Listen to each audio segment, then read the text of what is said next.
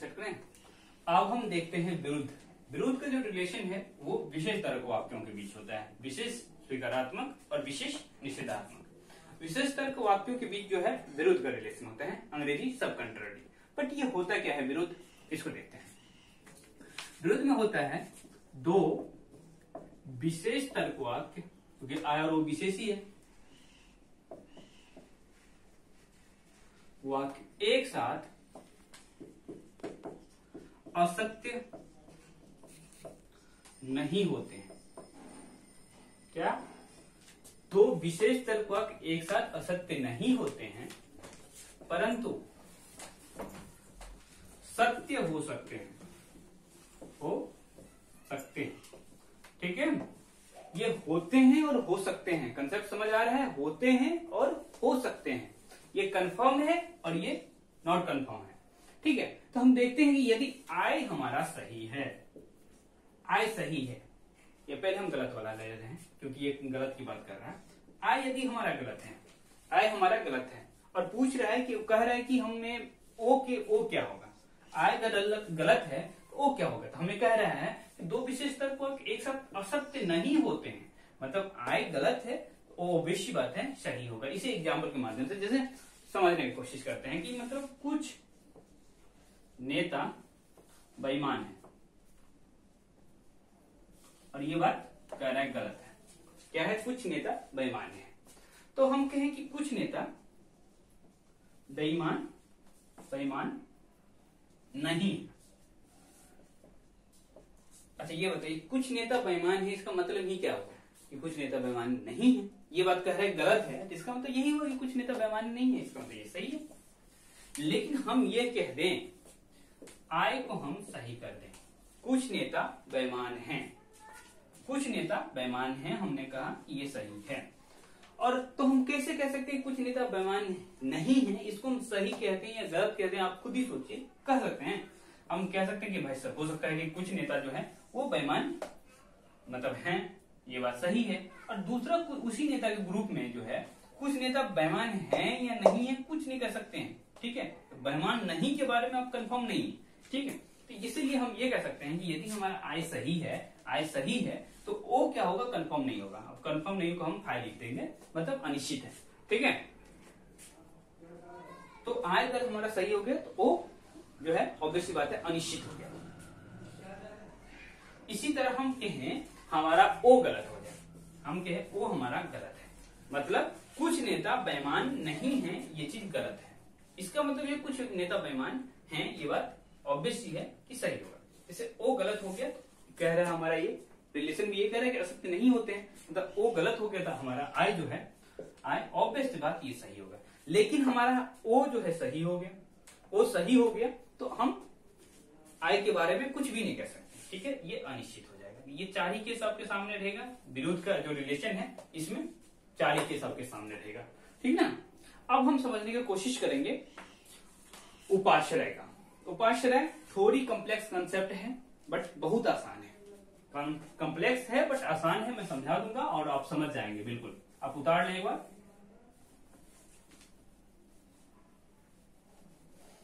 कुछ एग्जांपल्स के माध्यम से भी हम समझेंगे अभी इस सारे कंसेप्ट को जो अभी पढ़ रहे हैं, इसलिए टेंशन मत लीजिए, क्योंकि थोड़ा तो आपको लग रहा है कि यार क्या पढ़ रहे हैं, क्या बहुत सारा कंफ्यूजन आपके सामने में आ रहा होगा, तो कुछ क्वेश्चंस के माध्यम से हम देखेंगे। ठीक है, तो देखिए हम देख रखे हैं कि ए और आई के बीच का जो रिलेशन होता है उपाश्रय का होता है, और ई और ओ के बीच का जो रिलेशन होता है वो भी उपाश्रय का होता है। ठीक है, उपाश्रय में कोई डिफिनेशन हम नहीं देंगे। ठीक है, सिंपल सी बात ये है, हम ये आपसे कहें कि सभी सेब लाल है, हमने कहा कि सभी सेब लाल है और ये बात सही है, सभी सेब लाल है और ये बात सही है। तो अब आई का क्या सेंटेंस बनाएंगे? आई का मतलब कुछ से शुरू करना है और हाई पे खत्म करना है, यही तो है, मतलब कुछ सेब लाल है, यही बना सकते हैं सेंटेंस।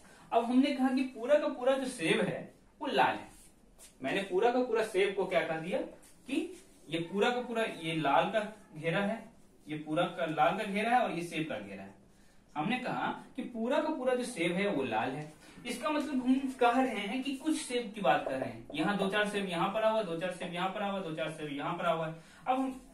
अब कह रहे हैं पूरा जितने सेब हैं इसमें पड़ा हुआ सब के सब लाल हैं। तो बताइए ये क्या है, लाल है कि नहीं है, या इसी की बात कर रहे हैं लाल है कि नहीं, मतलब इंडिविजुअली कुछ की बात कर रहे हैं तो भी देख रहे हैं कि लाल है। इसका मतलब यदि ये बात सही था कि सभी सेब लाल है तो इसका मतलब ये भी है कि ये भी सही होगा।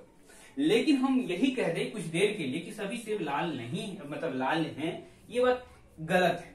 मतलब सभी सेब लाल है ये बात गलत है। तो कुछ सेब के बारे में आप क्या कर सकते हैं, कुछ भी नहीं कर सकते हैं, लाल पीला कुछ भी हो सकता है, ठीक है। तो इस तरह जब ये गलत हो जाए तो आप आय के लिए अनिश्चित हो जाते हैं। लेकिन सही रहता है, जब सही रहता है तो आप कंफर्म कर लेते हैं ये सही है। बात समझ आ गई होगी, ठीक। तो इसको अभी थोड़ा पहले कंसेप्ट पूरे को पूरे सब कंडीशंस को एक बार ऑब्जर्व कर लेते हैं, फिर उसके बाद हम एग्जांपल्स के माध्यम से समझने की कोशिश करेंगे। जैसे आप देखिए ए कंडीशन हमारा सही होता है और इसका उपाश्रय कौन है, आय है। इसका उपाश्रय कौन है, आय है। और ई जो है उसका उपाश्रय कौन है, ओ है। ऐसा नहीं कि इधर से इधर पहुंच जाएंगे। हाँ, उपाश्रय का मतलब होता है डिपेंडेंट, ठीक है। डिपेंडेंट अब सभी जो बल्क है उस पे डिपेंडेंट कुछ ना होगा, ऐसा तो नहीं है कुछ पे डिपेंडेंट। जैसे पूरे को पूरे की बात करेंगे उसमें से कुछ निकाल सकते हैं, ऐसा तो नहीं है कि कुछ में से सभी निकालने चले जाए हम, ऐसा तो नहीं हो सकता ना। यही बात है डिपेंडेंस। तो हमारा ए अगर सही है, ए अगर सही है तो आय भी हमारा सही होगा। ए सही है तो आय हमारा सही होगा। लेकिन हमारा ए गलत हो गया तब क्या होगा, आय जो है अनिश्चित हो जाएगा। ए गलत है तो आय हमारा अनिश्चित हो जाएगा। लेकिन ए सही है तो आय भी हमारा सही होगा। यहां आप दो केस देख लिए। उसी तरह हमारा ई सही होगा तो ओ भी सही होगा, लेकिन ई गलत होगा तो ओ अनिश्चित हो जाएगा, ठीक है। ई गलत होगा तो ओ निश्चित हो जाएगा, लेकिन ई सही रहेगा तो ओ भी सही रहेगा। उपाश्रय यदि सही है तो उसका जो ये नीचे वाला है, ठीक है, सभी अगर सही है तो कुछ भी सही होगा। लेकिन कुछ गलत जो था, मतलब सभी जो गलत था तो कुछ के बारे में कुछ भी कंफर्म नहीं है, ठीक है। तो बात ये है। अब यही केस हमारा बन रहा है आय के साथ। आय हमारा अगर गलत है, आय हमारा गलत है, जैसे हम कहें कि कुछ सेब लाल है, ये चीज गलत है। कुछ सेब लाल है, ये चीज गलत है। तो हम पूछ लिए कि सभी सेब लाल हैं, इसके बारे में क्या कहोगे। जब सभी में ही तो कुछ है, सभी में ही तो कुछ है। अब ये जितने हैं ये कुछ सेब की बात कर रहे हैं कि लाल हैं, और ये स्टेटमेंट गलत है। हाँ, तो ये कुछ सेब लाल हैं, कुछ सेब लाल हैं, ये कह रहा है गलत है भाई, नहीं है, मतलब लाल नहीं है, इसका मतलब ये कहा जा रहा है कुछ सेब जो लाल हैं, ये बात कह रहा है कि गलत है। मतलब यही हुआ, कुछ सेब लाल नहीं तो सभी सेब लाल नहीं, ये गलत होगा, ये सही होगा। ऑब्वियस सी बात गलत होगा ना, ये भी गलत होगा, ठीक। तो हमारा यदि आय गलत होगा, आय गलत होगा तो ए के बारे में हम क्या कहेंगे, गलत है। लेकिन हमारा आय सही हो जाए, आय हमारा सही हो जाए, मतलब हम कह दें कि सभी कुछ सेब लाल हैं, कुछ सेब लाल हैं, कुछ सेब लाल हैं। हो सकता है कि कुछ सेब पीला भी है, ये पीला सेब मान लो, कुछ सेब पीला भी हो। तो हम ये क्या कह सकते हैं कि सभी सेब जो हैं लाल हैं, ये क्या कह सकते हैं, गलत है कि सही है। अरे भाई कुछ सेब लाल है तो कुछ सेब पीला भी है, मतलब हो सकता है कुछ सेब काला भी हो, कुछ सेब हो सकता है काला हो जाए, हो सकता है कुछ सेब जो है बैगनी हो जाए, ऐसा भी हो सकता है कि नहीं, हो सकता है, बिल्कुल हो सकता है। तो इसके बारे में हम अनिश्चित हो जाते हैं कि क्या कह सकते हैं। समझ पा रहे हैं, यदि ये सही हो गया, कुछ सेब जो लाल हैं ये चीज सही हो गया, तो हम बाकी सेब के बारे में कुछ नहीं जानते हैं, ठीक है। लाल भी हो सकता है, पीला भी हो सकता है। इसका मतलब ये होगा कि यदि सही होगा तो ये अनिश्चित हो जाएगा, ठीक है। और इसी तरह हम देखेंगे ओ हमारा, ओ अगर गलत है तो ई जो है वो भी गलत होगा, ठीक है। ओ गलत है, ई भी गलत होगा। लेकिन अगर ओ सही हो गया तो इसी तरह हम अनिश्चित कह देंगे, ठीक है। चार ही है, गलत सही है तो सही है, गलत है तो अनिश्चित है। देखिए आप जान रहे ऊपर वाला ही सही होगा तो सही होगा, लेकिन गलत होगा तो अनिश्चित हो जाएगा। नीचे वाले कंडीशन में है, नीचे वाला यदि हमारा गलत है तो ही गलत है, यदि सही हो गया तो अनिश्चित हो गया। मेन कंसेप्ट यही है। तो आपको इसको ख्याल रखना है कि क्या है, ठीक है। बात समझ गए। अब लेते हैं कुछ एग्जाम्पल। पूरा का पूरा परंपरागत विरोध वर्ग आप पढ़ चुके हैं और कुछ एग्जाम्पल के माध्यम से हम समझते हैं और या फिर कह लें कि प्रैक्टिस करते हैं, या फिर तीसरे तरीके से हम कहें तो जो प्रश्न आते हैं, जिस तरह से के प्रश्न आते हैं, हम ये तो कंसेप्ट था आपका, अप्लाई कैसे करेंगे क्वेश्चन पे उसको देखते हैं। ठीक है, तो बहुत सारे प्रश्न आ सकते हैं। जैसे देखिए आपसे पूछ लिया गया, ये बताओ भाई कि सामान्य स्वीकारात्मक तर्कवाक्य जो है वो सही है। आपसे कह दिया कि सामान्य स्वीकारात्मक तर्कवाक्य सही है, तो आपसे आपका ख्याल पूछेगा तुम ये बताओ विशेष स्वीकारात्मक के बारे में बताओ। ठीक है, आपसे पूछ लिया विशेष निषेधात्मक के बारे में बताओ। आपसे पूछ लिया कि सामान्य निषेधात्मक के बारे में बताओ। 3 कंडीशन आ गई, 3 कंडीशन, 4 ही कंडीशन होता है, उसमें 3 कंडीशन के बारे में पूछ ले रहा है। आपसे कहते हैं कि सामान्य स्वीकारात्मक का तर्कवाक्य ये सही है। मतलब सामान्य स्वीकारात्मक मतलब ये होगा कि ये ए के बारे में कह रहे हैं और ये सही है, ये सही है, मतलब ये सही था। अब आपसे पूछ रहा है कि विशेष स्वीकारात्मक, विशेष स्वीकारात्मक बता दीजिए कौन होगा, आई होगा, है कि नहीं। विशेष स्वीकारात्मक हमारा आई हो जाएगा। तो अभी अभी हम उपाश्रय का रिलेशन देख पा रहे हैं, इन दोनों के बीच में उपाश्रय का रिलेशन है। इसका मतलब ये है कि यदि ये सही होगा तो ये भी सही होगा, हमारा आई भी सही होगा, बिल्कुल, क्योंकि उपाश्रय का संबंध है। विशेष निषेध वाक्य, विशेष जो है निषेध, यही होगा। तो आप देख रहे हैं इन दोनों के बीच क्या रिलेशन रहता है, व्याघात का रिलेशन है। इसका मतलब ये है कि व्याघात का रिलेशन से ही यदि एक सही रहता है तो दूसरा ऑब्वियसली गलत हो जाता है, तो ये हमारा गलत हो जाएगा। कौन सा तर्कवाक्य, ओ तर्कवाक्य। ठीक है, सामान्य निषेधात्मक मतलब ई के बारे में आपसे पूछा जा रहा है। ई के बारे में हम क्या कंसेप्ट पढ़े हैं कि जो विपरीत का रिलेशन होता है कि एक साथ सत्य नहीं हो सकते हैं, नहीं होते हैं, एक साथ सत्य नहीं होते हैं। इसका मतलब यदि हमारा ए सही है तो ई हमारा ऑब्वियस सी बात है कि गलत होगा। तो यदि ए सही है तो 3 चीज देख रहे हैं गलत, एक सही हो गया, बाकी 2 गलत हो गया। ठीक, इस तरह से और भी प्रश्न हो सकते हैं। जैसे मान लीजिए यही कह देगा कि ए गलत है, ए गलत है, तब बाकी के बारे में आप क्या कहेंगे। ए हमारा गलत हो गया, मतलब सामान्य स्वीकारात्मक तर्कवाक्य गलत हो गया। ठीक है, हमारा सामान्य स्वीकारात्मक तर्कवाक्य गलत है, मतलब ए गलत है। आपसे पूछ रहा है कि भाई बताओ विशेष स्वीकारात्मक मतलब आई के बारे में बताओ, विशेष निषेधात्मक मतलब ओ के बारे में बताओ, और सामान्य स्वीकारात्मक ई के बारे में बताओ। और क्या है कि ए की गलत है, ए हमारा गलत है।